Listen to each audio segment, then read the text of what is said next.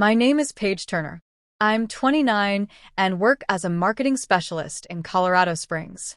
I was living in my parents' guest house, trying to save for a place of my own while paying $1,500 a month toward their mortgage. That was our agreement. Things were fine until my younger brother showed up, drowning in debt after wasting money on parties and bad bets. All of a sudden, I was expected to rescue him so the family wouldn't fall apart, even as he kept spending like nothing mattered. I refused, but my parents pushed back hard, repeating, "We're all in this together." One night, everything boiled over. My dad's face turned red as he shouted, "Get out," and told me never to come back. My heart raced as it hit me that this was really happening. I packed my things and left. Weeks later, my mom called in a panic, asking why I'd stopped paying the mortgage. What I said ended the conversation fast. Curious what it was? Stick with me. This story gets wild.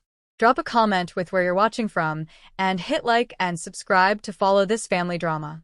Life had been steady until my brother, Noah, showed up with a duffel bag and a trail of excuses. I'd been living in the guest house in Colorado Springs, fully focused on my marketing job at a local ad agency. My days were filled with building pitches, chasing client approvals, and managing a high-stakes campaign for a regional brand. Every extra dollar went toward my dream of owning a home. At the same time, I was covering $1,500 a month of my parents' mortgage, so I could live there rent-free. It wasn't exciting, but it kept me moving forward. I stayed late at work fine-tuning ad copy and crunching numbers, always thinking about my savings goal. My routine was simple: work, save, repeat. I even skipped coffee runs just to stretch my budget. Then Noah crashed back into our lives. He'd lost his bartending job in Denver and, instead of fixing things, showed up at our door smelling of cheap cologne and buried in debt I could hardly imagine. He'd blown thousands on designer clothes, gambling apps, and buying drinks for strangers. I overheard him brag about an $800 leather jacket while I was scraping by to help cover the mortgage.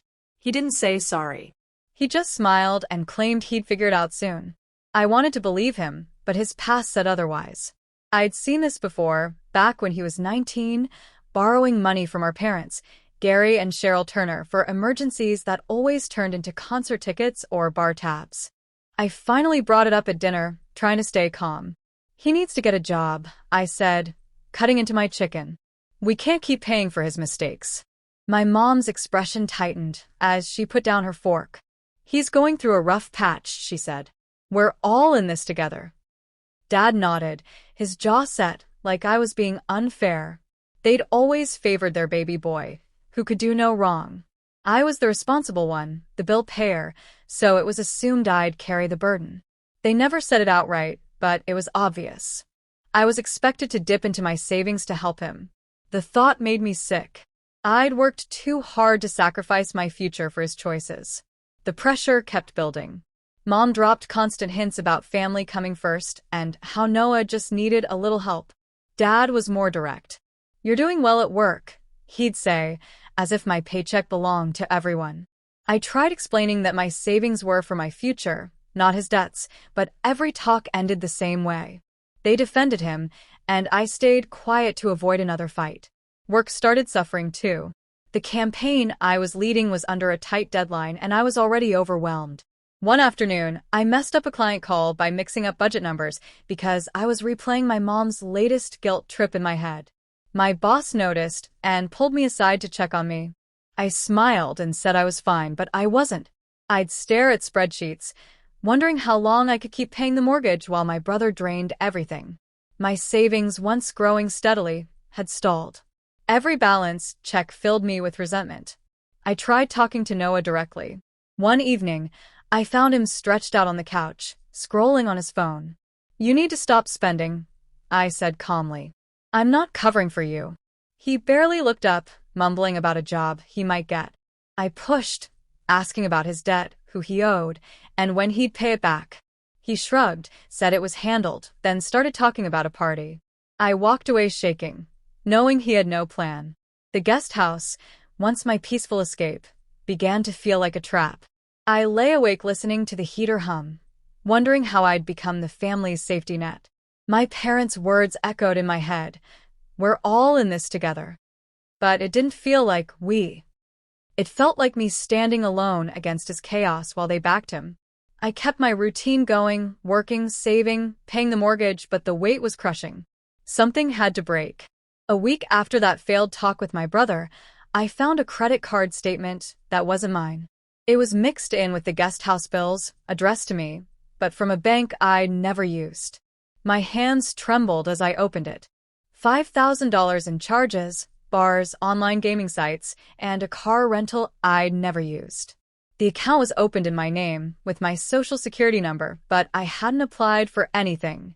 My stomach dropped. I knew exactly who did it. My brother's reckless spending had finally exploded in my face, and now my credit, my future, was on the line. I stormed into the main house, the statement crushed in my fist. He stood in the kitchen, microwaving leftovers, acting like the world revolved around him. "You used my name?" I said, my voice low but sharp as I held up the paper. "You opened a credit card and ran up $5,000. Are you out of your mind?" He froze for a second, then shrugged, leaning against the counter. "It's not a big deal," he said with a smirk. "I needed some cash flow. I'll handle it." His tone lit a fire in me. "Handle it?" I snapped. "You're destroying my credit. This is fraud." He rolled his eyes like I was being dramatic and muttered, "You've got money. Just pay it off for now." I couldn't believe it. He wasn't just avoiding responsibility, he was blaming me. I stepped closer. "You're fixing this," I said. "Call the bank. Admit what you did or I will." His smirk disappeared, replaced by a hard glare. "You're so selfish," he shot back. "Always acting like you're better than me." The words stung, but I didn't move. "This isn't about me," I said. "You crossed a line. Fix it, or I'm reporting you." He grabbed his plate and walked out, muttering under his breath. I stood there, heart pounding, the weight of his betrayal sinking in. My name, my identity, tangled in his mess. It was worse than I'd ever imagined. That night, I called the bank, forcing my voice to stay steady despite the panic in my chest. The representative confirmed the account had been opened 3 weeks earlier using my personal information. I told them it wasn't me, and they flagged it as fraud, advising me to freeze my credit. I spent hours locking down my accounts with Experian, Equifax, and TransUnion, each step reminding me how far my brother's recklessness had gone. This wasn't just about money anymore. My future was at risk.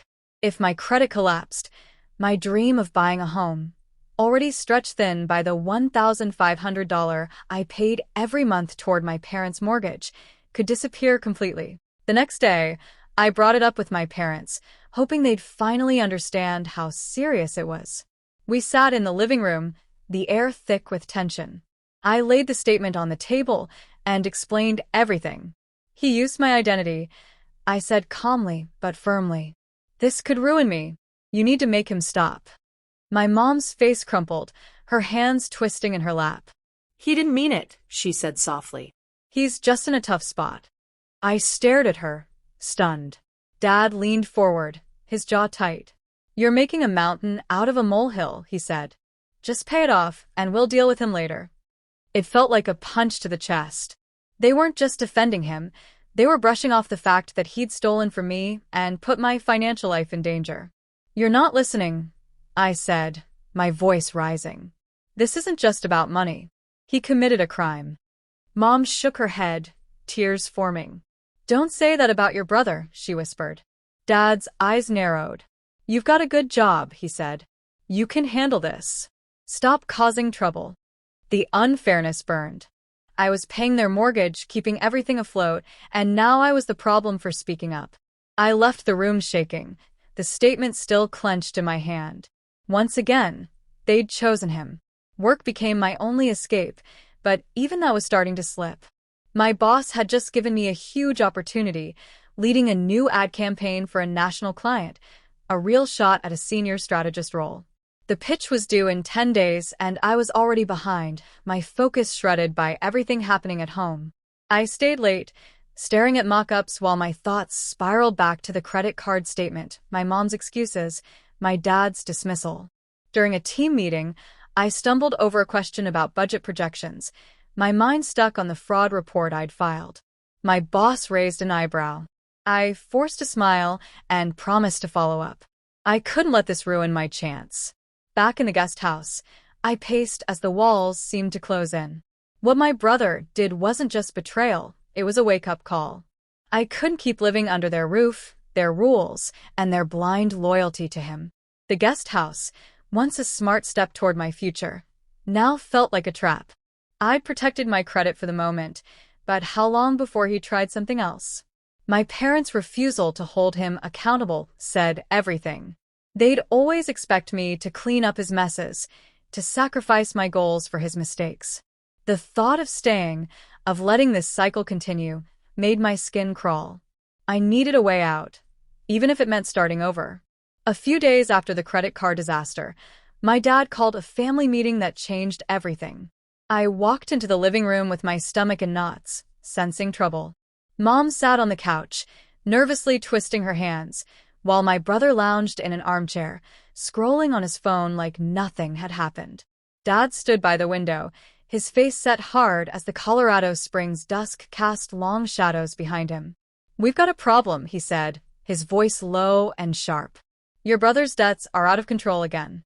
$10,000 from gambling apps and shopping sprees. You're covering it, Paige, or you're out of the guest house."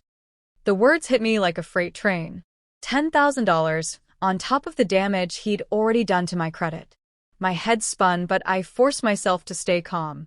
"I'm not paying for his mistakes," I said firmly, even though my hands trembled at my sides. "I've already done enough for this family." My brother didn't even look up, his thumb still swiping across the screen. Mom broke the silence, her voice soft and pleading. "He's trying, Paige," she said. "He just needs a little help to get back on track." Family sacrifices for family. Her words cut deep, twisting the familiar knife of favoritism. Sacrifices? I shot back, my tone sharper than I intended. "I've been sacrificing for years, keeping this house afloat. When does he step up?" Dad's eyes narrowed, his jaw tight. "You've got a good job," he said. "You can afford it. Stop making this harder than it needs to be." The unfairness burned through me. I turned to my brother, who finally glanced up, looking bored. "You're drowning us," I said, my voice shaking with anger. "You blew 10 grand on nonsense, and I'm supposed to fix it. Explain yourself." He shrugged, leaning back in his chair. "It's not my fault things got tight," he said indifferently. "You're always so high and mighty, acting like you're perfect." His words stung, but I didn't flinch. "This isn't about me," I snapped. "You crossed a line, and I'm not cleaning up your mess again." He rolled his eyes and went back to his phone, dismissing me completely. I turned to Dad, desperate for some logic. "He's not even trying," I said. "Why am I the one who has to pay?" Dad stepped forward, his voice rising. "Because you're part of this family," he shouted. "Either you help or you leave and don't come back." The room fell silent, his words hanging heavy in the air. Mom gasped and reached for his arm, but he pulled away. My heart pounded as shock and betrayal washed over me. I'd expected pressure, but not an ultimatum that demanded I sacrifice my future or lose my home. Tears burned my eyes, not from sadness, but from the raw sting of their choice. Once again, they were choosing him over me. Mom tried to soften it, her voice shaking. "Paige, please," she said. "We just need to stick together.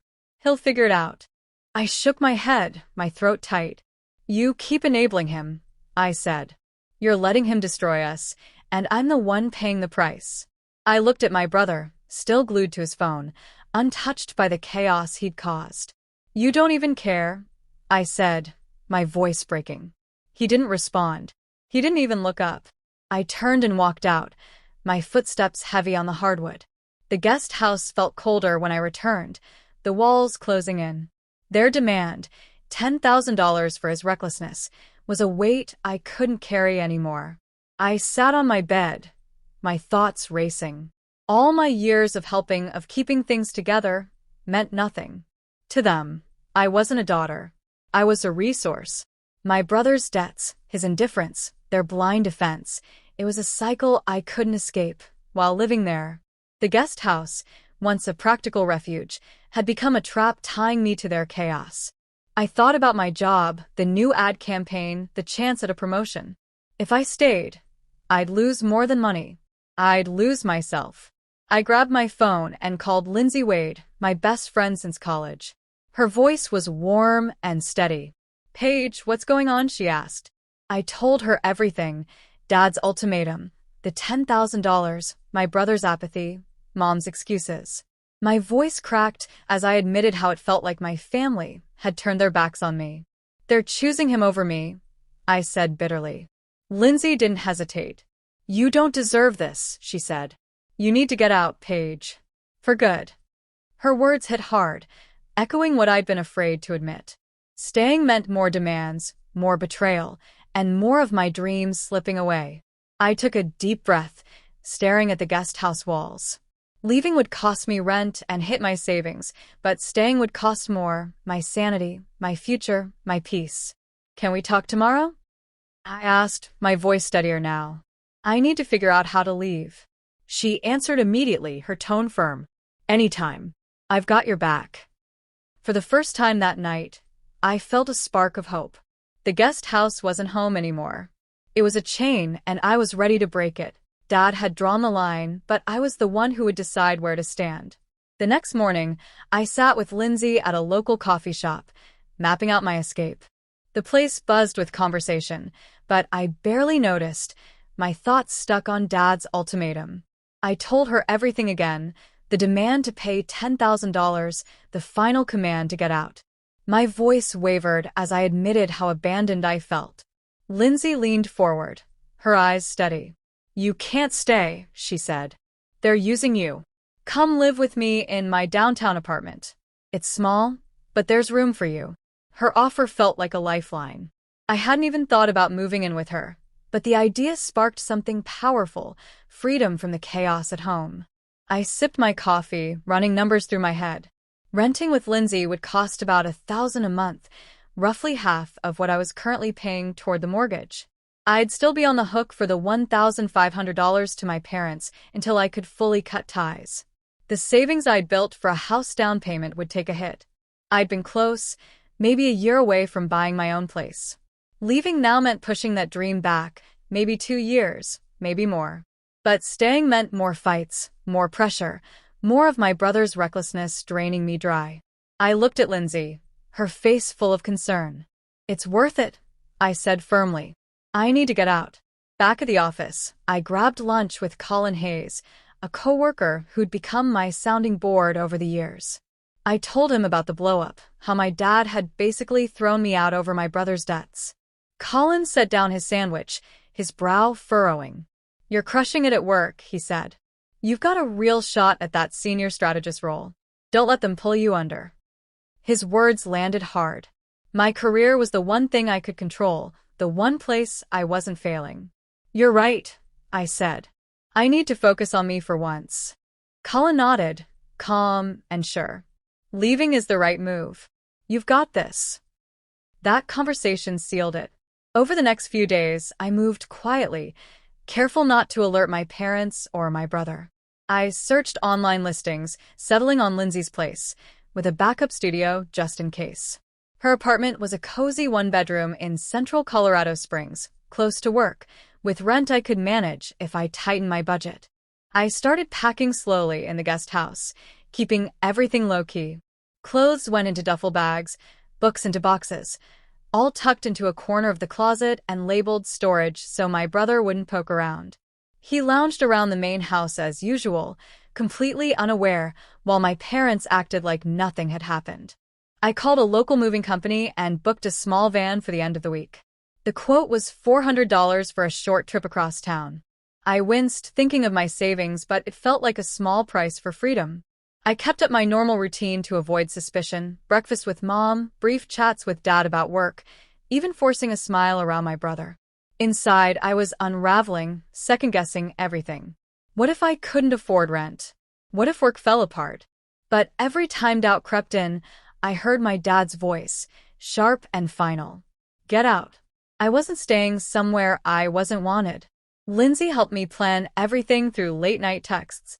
She sent me the lease to review and promised to clear out half her closet. "We'll make it fun," she wrote, followed by a string of emojis. Her optimism kept me steady.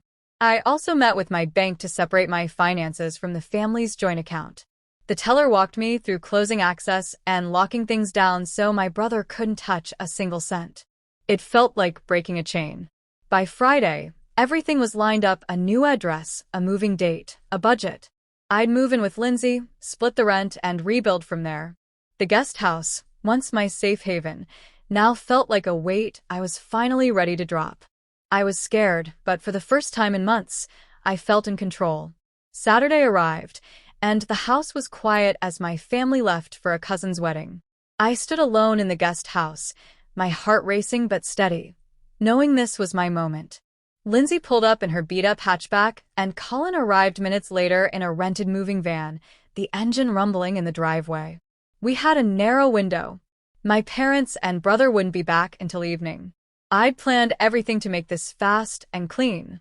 I took only the essentials: clothes, a few books, my laptop, and a box of keepsakes. The rest, old furniture and knickknacks, stayed behind. It felt like shedding a skin I'd outgrown.